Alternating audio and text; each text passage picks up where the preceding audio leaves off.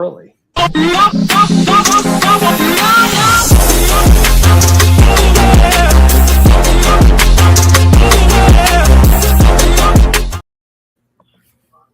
Ladies and gentlemen, we're early. This never happens. But welcome to Five Count. I'm Never John ending. Edwards, Big George, and we're here Always. talking sports on Wednesday night. George, how are things in Dallas? Hot as hell, I imagine. Hotter than ever.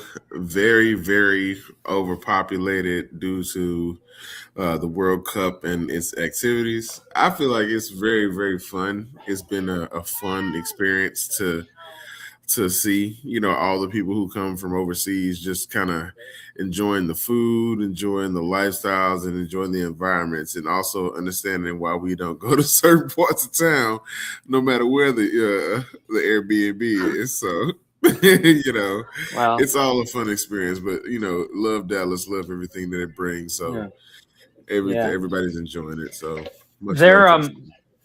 they have World Cup games in Toronto, and I think Team Panama is trading like an hour away from me.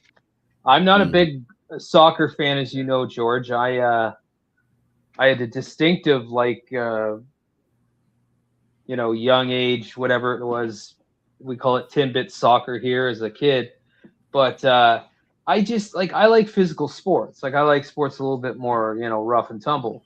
And while I Right. appreciate like the cardio of soccer and the skill, went with a buddy last night. We're having dinner, and they had the game on. I wasn't paying attention, but I turned around and they showed the replay. And two times within like 3 minutes, some guy got tapped and went down like he was dying. And then then I watched a playoff hockey game. A guy's got a gash on his eye, his nose is busted, he's got one tooth out.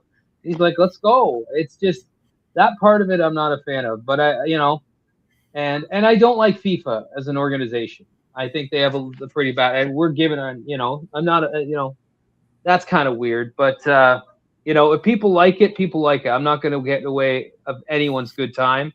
It seems like it's being a big, a lot of people having fun with it. So that's good. Go have It's a at it. But beautiful sport. It's a I beautiful won't. sport, man.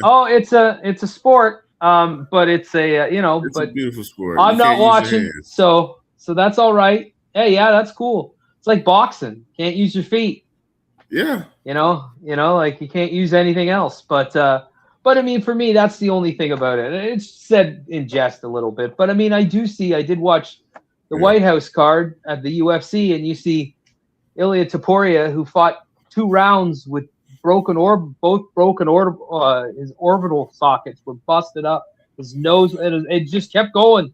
He didn't want to stop the fight, but the World Cup is happening, George. But you being a big basketball fan and the New York Knicks, for the first time since 1973, brought home the NBA championship. Jalen Brunson, MVP, I mean, for sure.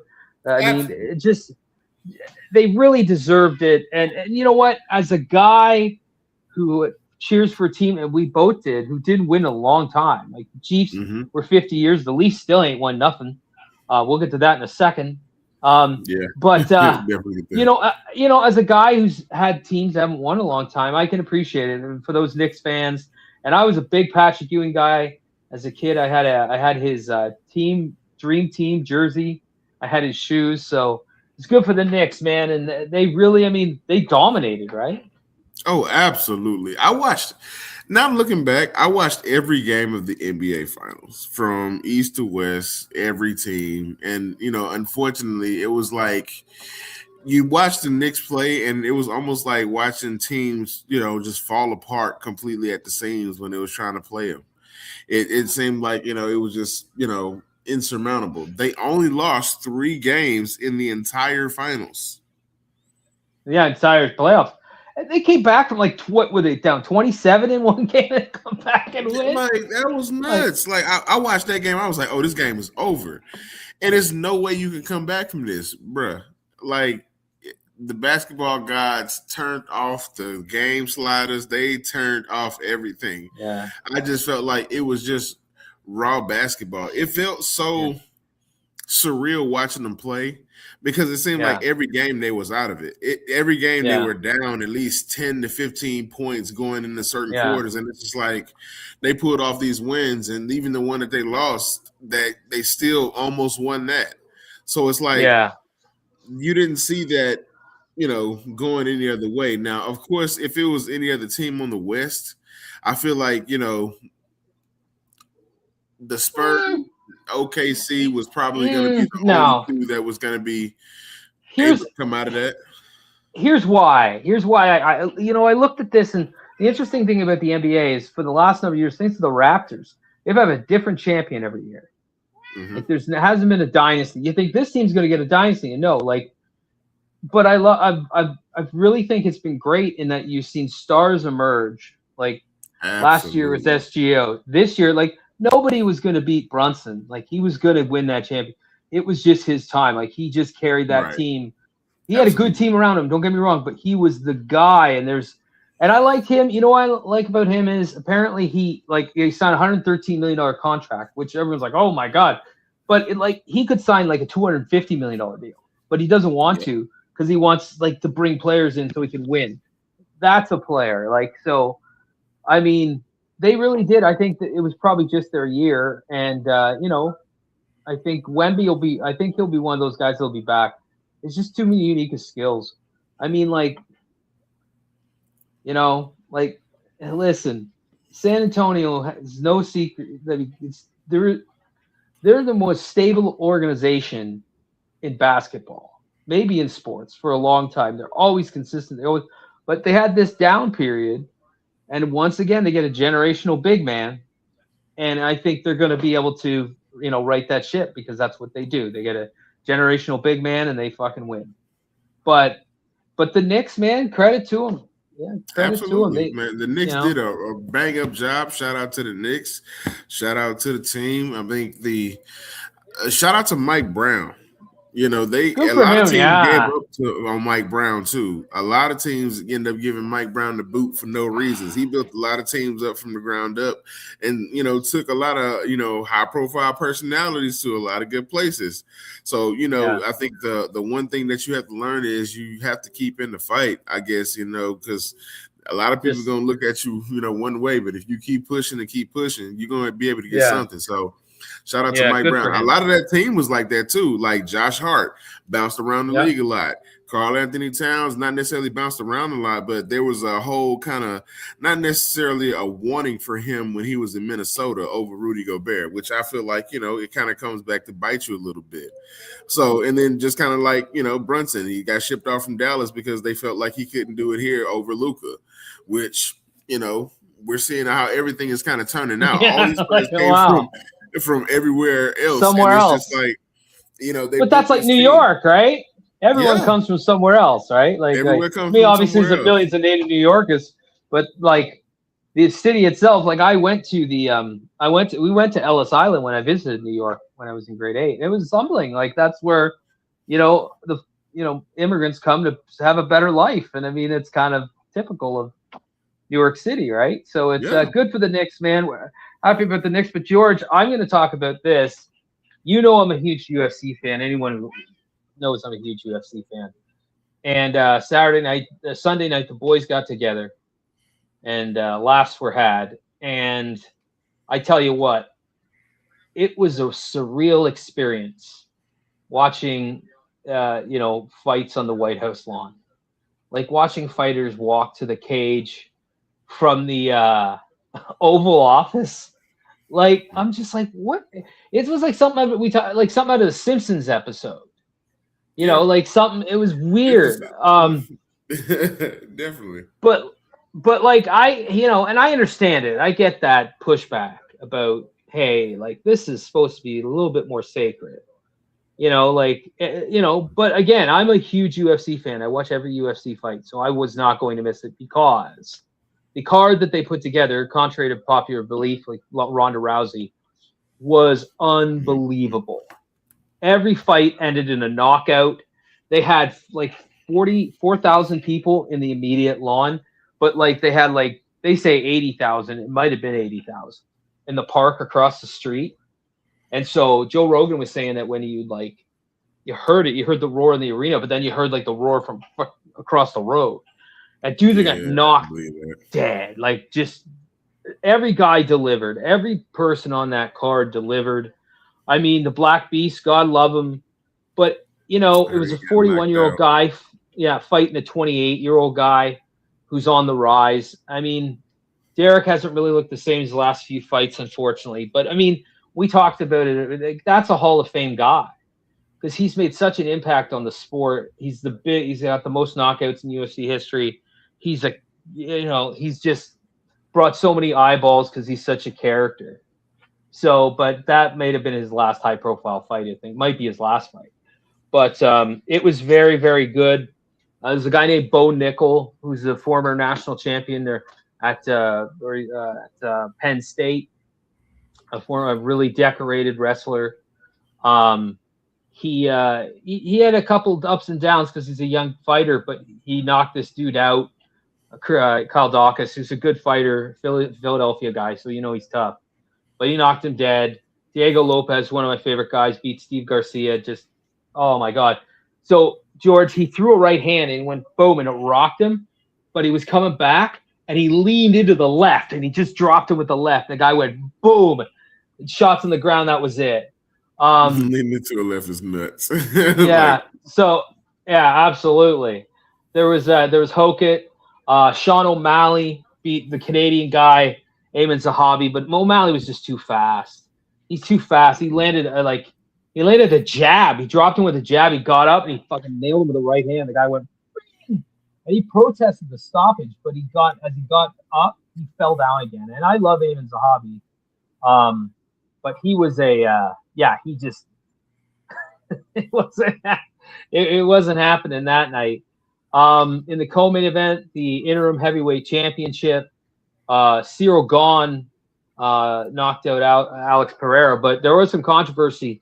At one point, he knocked him down, and he kept hitting the back of the head. And Herb Dean is the referee, and Herb's had a lot of questionable calls in terms of back of the head calls, and he tried to defend it, but I'm like, it's hard to defend, man. I counted like 11. There are some people saying it was 2. I'm like, worst case scenario, probably looking at 6 shots to the back of the head that he took from a heavyweight. But yeah, you can't do that. Nah, I know the rules.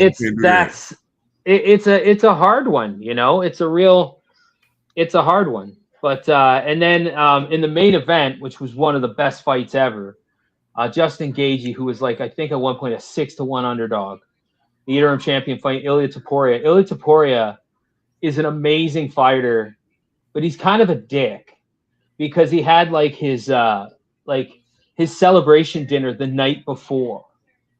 Because he's knocked out 3 guys. He knocked out Max Holloway. Nobody knocked out Max Holloway. He did it. Knocked out Alexander Volkanovski, and he knocked out Charles Oliveira. And I defended the Max and Volk knockouts in that, like, he did knock him out, and credit to him, but, like, Max had went up to 155 and dropped down to 145. And I think that discrepancy is different. I think Max is a different fighter because he fought Justin Gaethje. And you could just see Gaethje was bigger. He just pumped that jab out. He pumped it out. He busted his orbital bone, first one, in the first round with a jab, and because this is what Topuria admitted. The second round, he's a wrestler, but he was going to go get his legs, and he grabbed him and he hit him with an uppercut.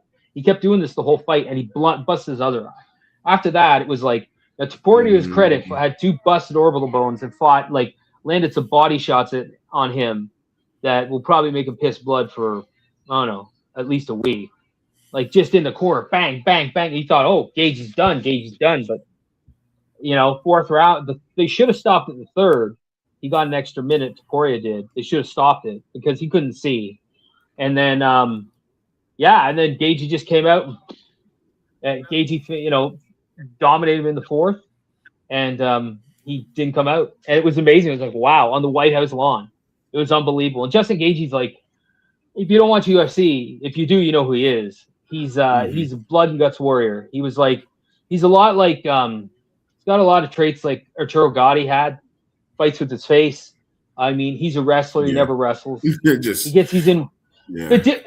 And I think the difference in the fight was the size. Gaethje was way bigger, and also, like they said, Topuria moved up from 145 to 155. It's a 10-pound jump, but the difference in the size between a lot of those guys is big. There's a lot of big guys for the weight class. And he came up and he fought Oliveira, and Oliveira's a big guy, and he knocked him out. And everyone's like, okay, then he'll just knock Gaethje out in the first round. And I was one of those guys who's like, probably will. They were like, Gaethje's been in like 100 wars. So it's like Topuria hasn't been in a war at this weight. Like, he found out that he wasn't in there. So it was just an unbelievable night of fights and just a surreal, absolute surreal thing to see the White House in the background.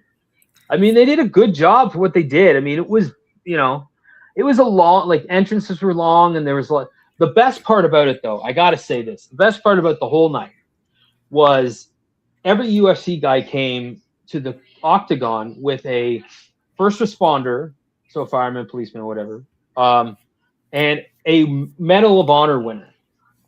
So they came and they put the name up, and my friend Mike was looking them up. And these dudes are like, one guy shot down like 2 helicopters or something, like 3 helicopters. He's like, God damn. And, like another guy like saved, like, they all saved like hundreds of people or something, like killed hundreds of people. It was like, what? I'm like, they're real warriors. They're real heroes. I'm like, that was cool. That was the cool part of it. I mean, like, really, because people who sign up to do that job, you got to respect. Like, if you sign up, like, yeah, some guys don't go to war, but ultimately you could happen. Like, like people, like, but it was, and especially in those days, because like Vietnam and stuff like that. So it was like back in those days. So that was a really cool part. So overall, it was a good event. It was really, really, it was just weird. Just really surreal, but a really great event. Placement. It's just, you can see this. If they had this card anywhere else, it'd have probably been. It would have been amazing. Vegas, but they had a fight night in Vegas, the president's fight night in Vegas, or whatever you want to call it. Which is more appropriate than at the White House. We were really talking. Right. That's what I'm saying. Like they chose the White House because that's what they wanted to. But hey, more power to you. I guess I don't have nothing to say about that. But hey, it's a lot of good speculation around the card itself. I heard a lot of good things about everybody saying that it was a lot of good fights. So I hope everybody enjoyed it who actually enjoys UFC. Yeah, the other one I missed was one fight was Michael Chandler, who's like a American guy, fight Mauricio Hufi, who's a Brazilian guy, and he did exactly what I figured he would do to Chandler. Guy's a good striker. Spin head kick to the head, caught him with the right hand, finished him off. And he's big too. Like, that's the thing, you want to fight at that weight class. He's big too. So anyway, George, what else do you want to talk about before we get to anything? I don't mean to dominate the talk here, George, but there's been a few things in my sports fandom this week that are happening, and one is right here. George. Toronto Maple Leafs. Here we go, Maple Leafs, guys.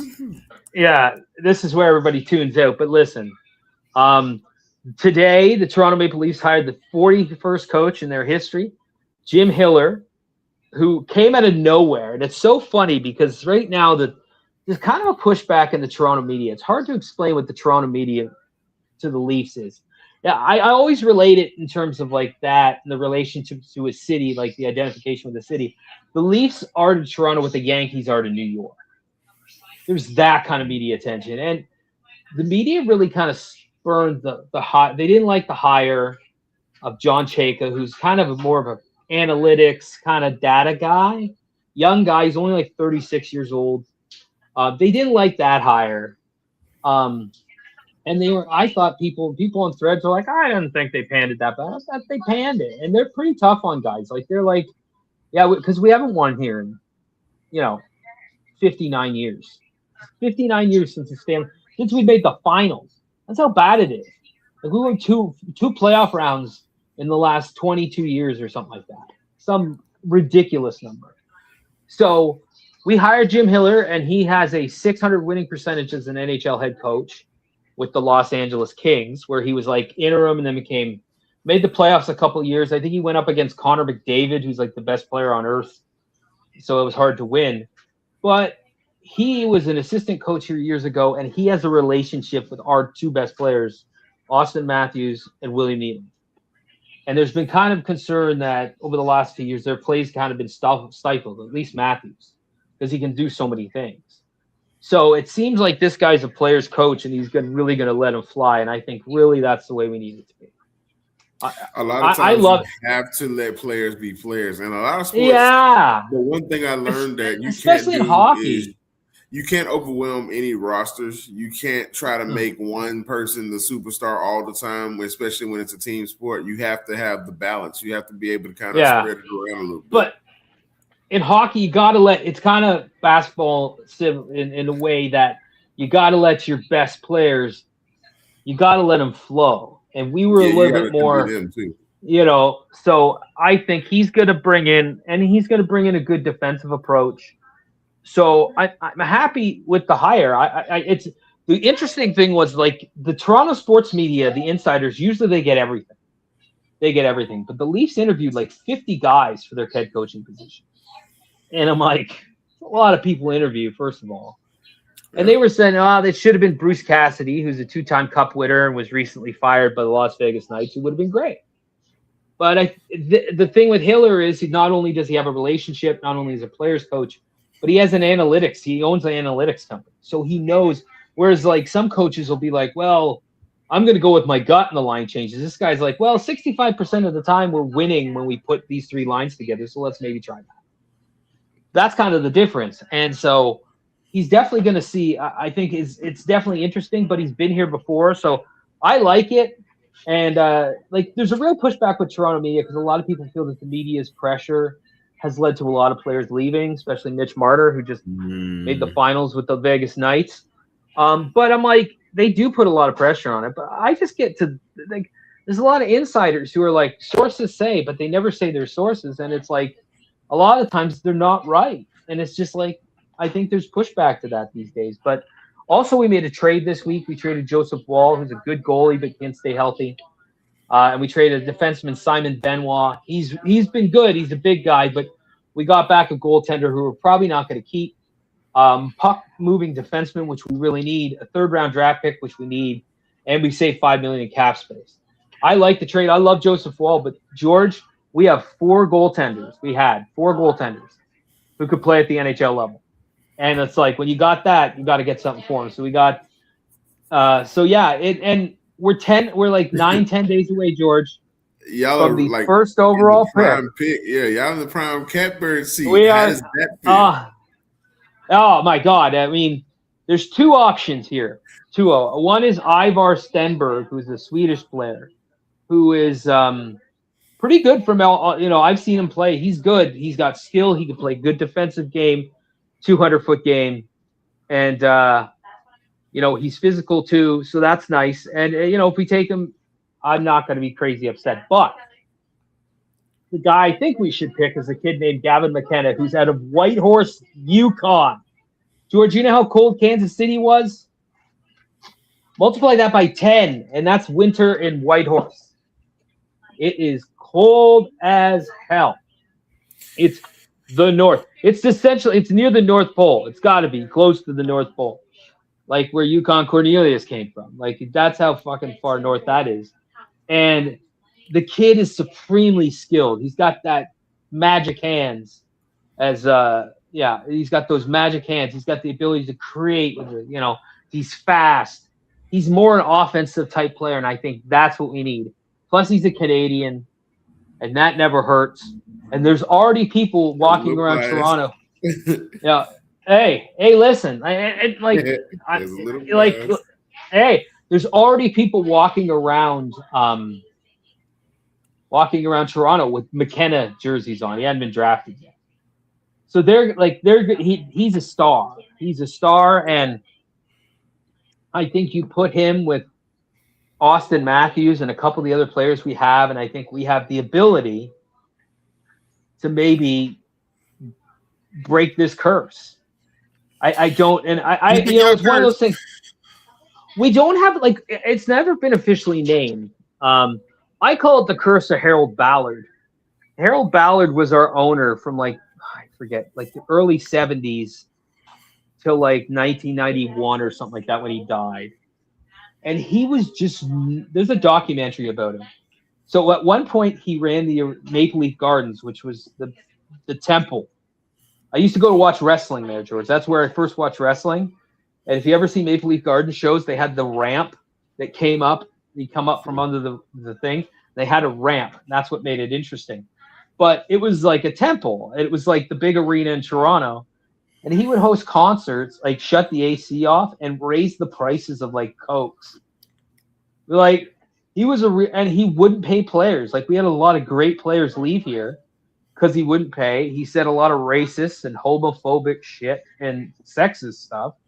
He was just and like I believe around under that watch is when we had the scandal involving the ushers and boys in the bathroom too. Stuff like that. We had that at some point. I'm not sure if that was entirely out of Harold, but I think it was under his regime. And he's dead. So, yeah, and we had bad teams during his time. We had really bad teams. We did draft Wendell Clark, which was great, but he died and they sold the team back to a group of people. And that's when we kind of started to become better. But like we've only been close like 4 times in my life. Like we've made it to the conference finals. That's the closest we've got. Game 7. The only thing that stopped us from getting to the finals in 1993 were 2 things: a questionable ref call, and I actually interviewed Kerry Fraser, who made the call. Wayne Gretzky high stick Doug Gilmour, and they didn't see it. And then and then Game 7, we just couldn't beat. Our problem was we went up against the greatest player that's ever played the game, and he said he had the best series he's ever had in his life. So we weren't winning. Like it just wasn't. But I have some optimism with this group. I just think they went so far outside the box. They got analytics guys and Carolina Hurricanes. Congratulations to them, a great team. They're, I think, the model. Their general manager is a scientist. He has legit 27 patents. I'm like, it's insane. Yeah, he's a hockey guy. So I hope that's the way to go. I'm excited about the first overall pick. I hope we take McKenna. But either way, I think we're going to get a good player. And a really, really good player can help our team. And that's because we need it, man. Like, we have the most loyal fan base. But we're starting to get, like, delusional. Like, we're losing our way. We're not thinking logically. I think, I think we have some pieces. We just have to like Austin Matthews is an unbelievable player. He scored like 70 goals. He's great. He's a lot like Alex Ovechkin. He's a lot like that. And he's that kind of player, maybe not as many goals, but he had a down year last year too. But he was he's an elite talent. And he just we've never been able to get anywhere. We made it 2 rounds. It's like, why can't we? I think it's just the mixture. Like Ovechkin was the same way. He couldn't make it to the dance until he finally had the right group, the right coach, and he did it. You gotta. So I think we'll get there, and I hope just one before I die, George. That's all we're asking. That's all we want. One before we die. It could be a comet shooting across the sky. One before he died. That's the theme, and that's what's become. It's got to be, you got to do a little bit more than that. One before you die. But I guess when you're kind of looking at the grand scheme of things and how some teams don't get anything for a long listen period. I know our buddies on the Guy Sports Night are Cleveland Browns fans, so they can sympathize. But Absolutely. All those the Lions. That's why Lions fans piss me off when they got a big attitude because they made it to the NFC Championship game and shit the bed and fell back in it. I'm like, don't give me this nonsense. You ain't won nothing. Call me when you win something. You've been rebuilding since '53. I think that's the last time you won an NFL championship. Yeah. I'm like, so that was nonsense. But I think, but George, I mean, they're the only team I haven't seen win a title, and so I just hope that we can get this team. But I do like the direction. I think it's different. I think we're making the moves we need to make. And we'll see where it goes. But George, tonight we got a top 5, and this is your idea, and it's a great idea. Mm-hmm. Top 5 players, top 5 NFL careers, under 10 years, less than 10 years, correct? That's how we're wording it. So 9, it's basically like you need 9 years. Like so, 10. Barry Sanders played 10 years. He's not eligible. So that's kind of the example. So George, I mean, kick it off. Who are we going with here? Well, I think there's a very limited amount of talent that you can kind of put in here because there are so many people who have careers less than 10 years. None of them are very, very like super like, all right, this person I remember like he had the best 10-year career.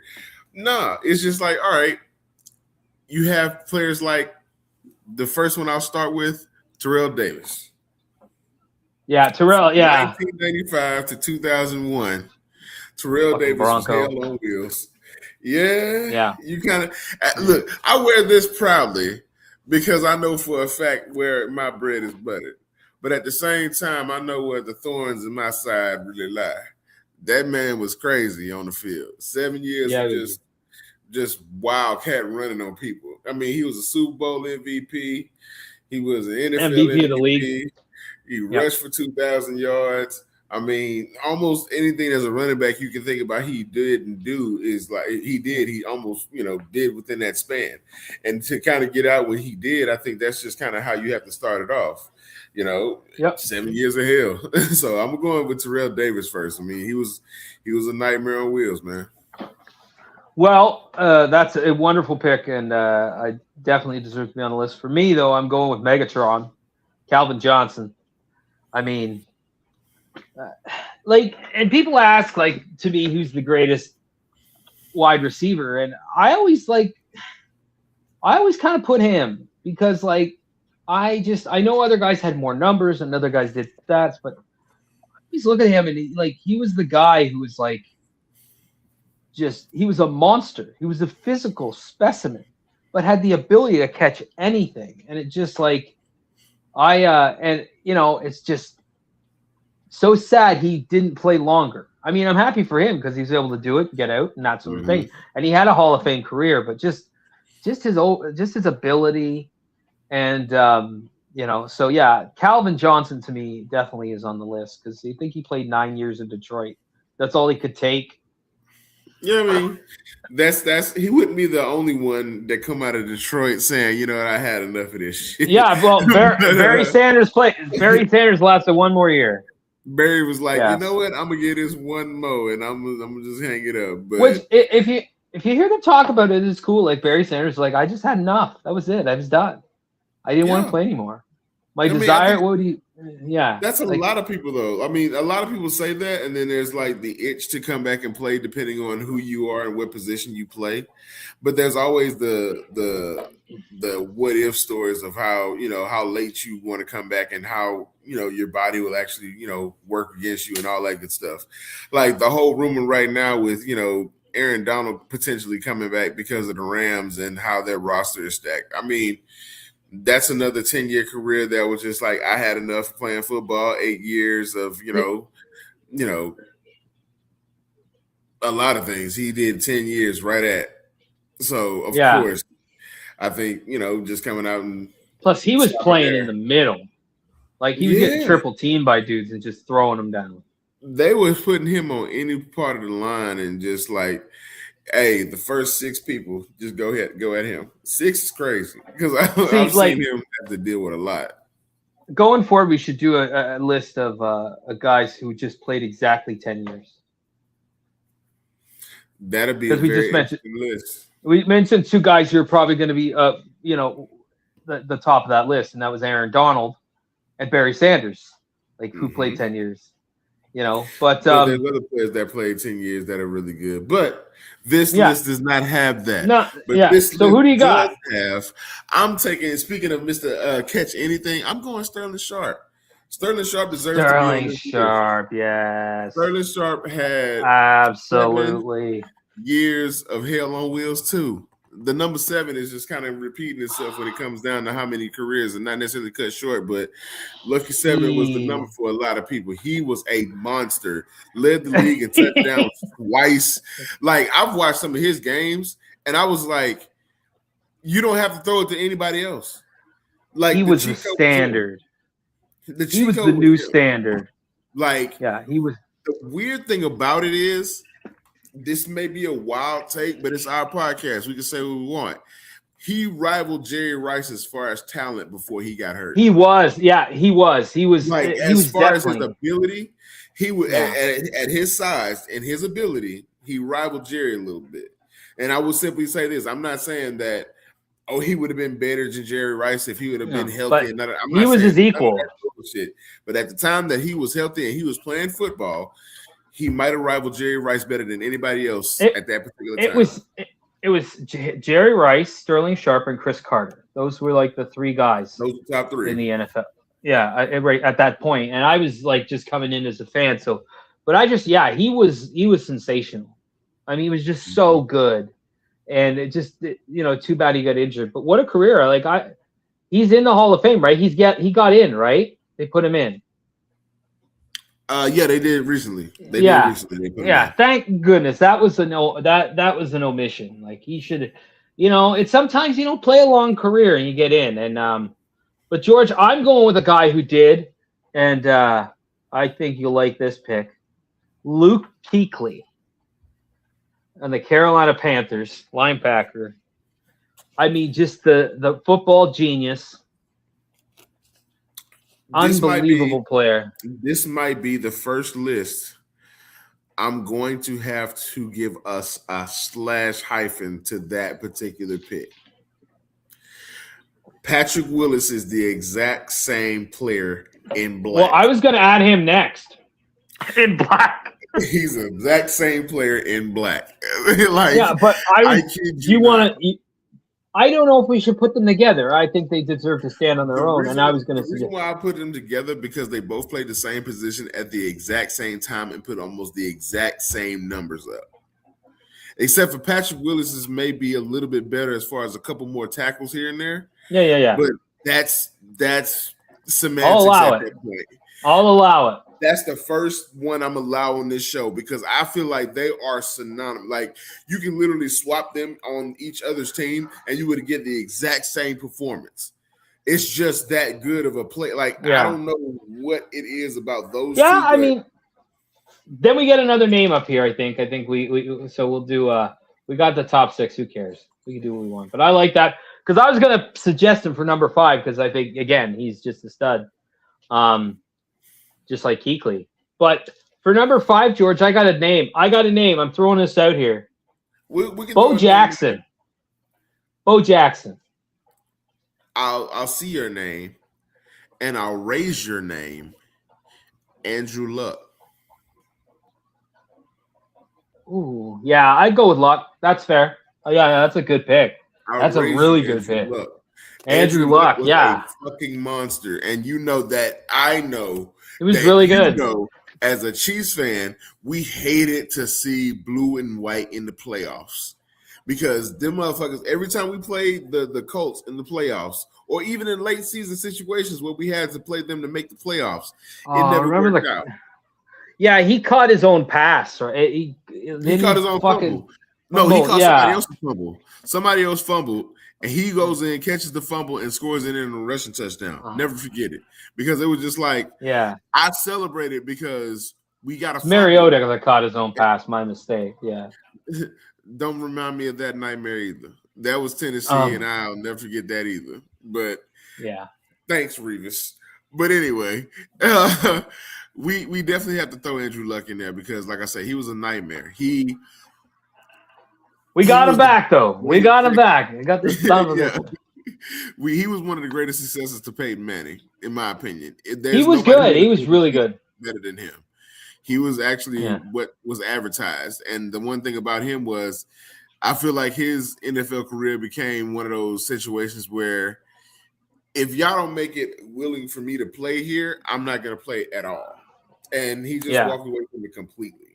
He was, in my mind, like, he could have walked on the field that day and been like, I'm going to have a great game and then go have a press conference and say, that's it.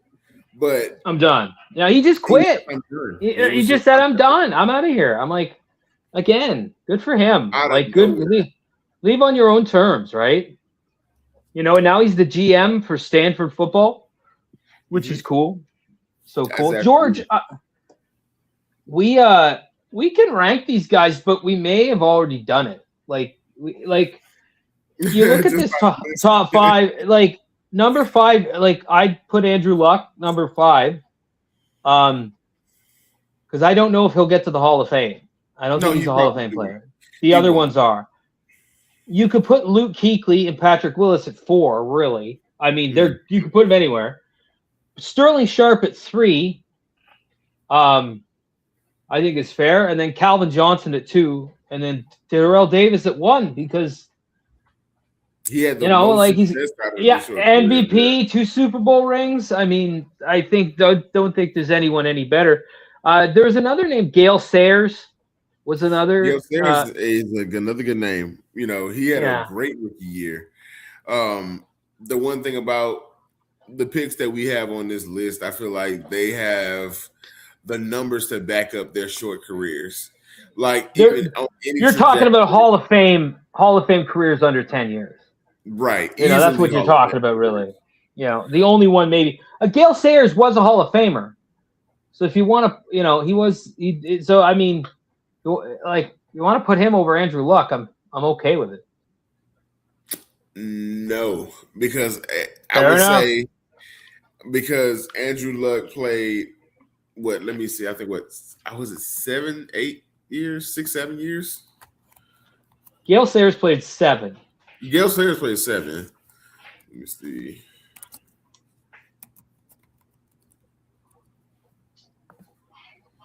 And then Andrew Luck played 6. I'm fine with that. That's good. 86 games, 23,000 passing yards, 171 touchdowns, 4 Pro Bowls, NFL Comeback Player of the Year off a shoulder injury, and led the Colts to a playoff berth that same year. Mm-hmm. From the quarterback position, that's tough. That's a good player. That's a good player. I definitely agree. There's a lot of guys being, but I think that's a good list, and I think that we ranked them already. I think it's, you know, because I love the Sterling Sharp pick, man. I mean, when I was a kid, he was just money, just absolute money. He was just so good, and I mean, just the genetics of the Sharp family. I mean, Jesus Christ, Shannon Sharp's a monster. I mean, to be able to have 2 brothers to reach that level. You know, place, you know, just and be so like just naturally charismatic and entertaining. Because I remember Sterling Sharp was an analyst long before Shannon became the star that he is. So it's just unbelievable. It's just like, and you love hearing those stories because they're like, yeah, they grew up not great in Georgia. It's not like they grew up high in the hog.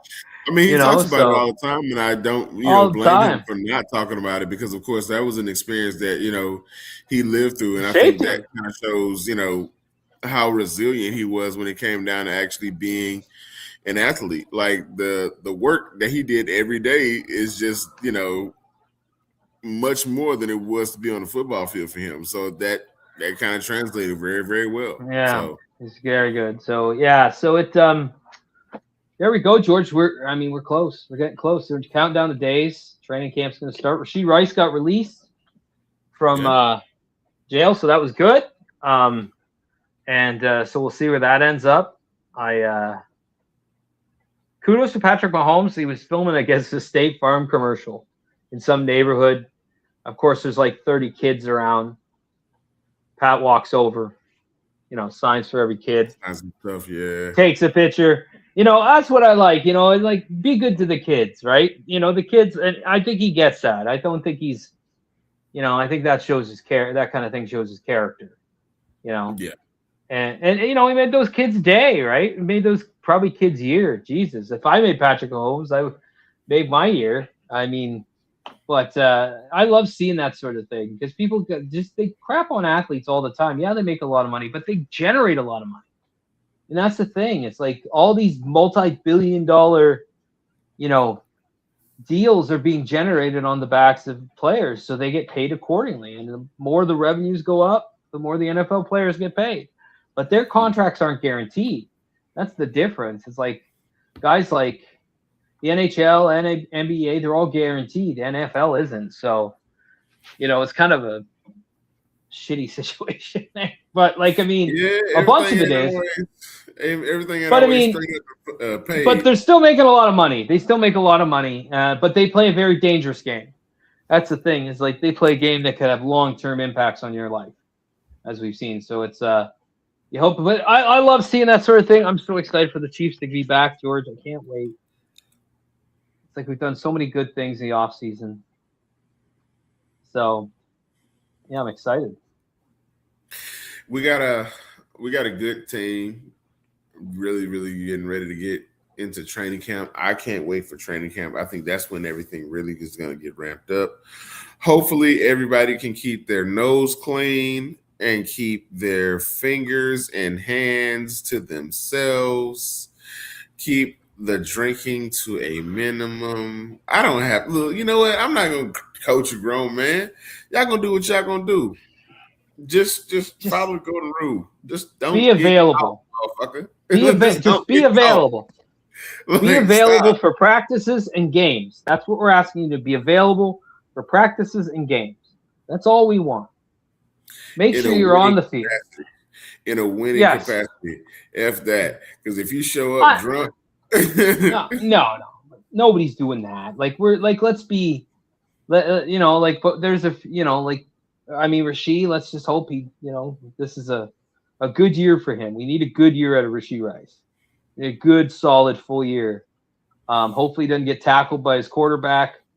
And, but we need a good year from him. And I'm just interested to see how the change in coaching with Chad O'Shea is going to have on Rashee Rice and Xavier Worthy.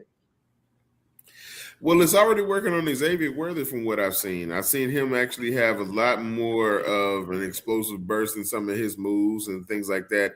I think he'll learn how to be a better receiver this year and then not necessarily learn. The one thing you can't teach him is what he already is, fast.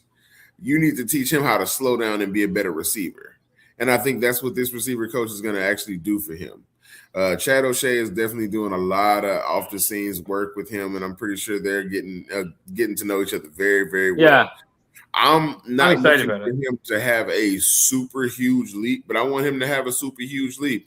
I mean, with no Hollywood Brown there, and Rashee is the only receiver that's technically in front of you on the depth chart at this very moment, there's nothing but room for you to actually grow and actually be the better receiver in the system. So I'm willing to see who kind of comes up in these ranks as far as our receiving core too. I think we got Cyrus Allen, and I think he reminds me of another Allen.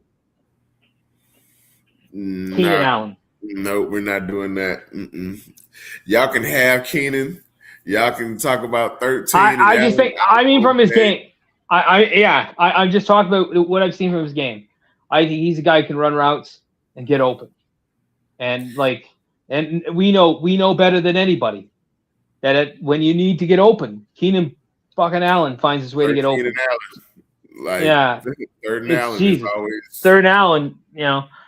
He's ain't caught nothing the whole game, and then in the fourth quarter he finds his Jesus. But I think he's that type of guy. He's a good and I think we got some pieces at receiver. Tyquan Thornton's back, which is great. I love that guy.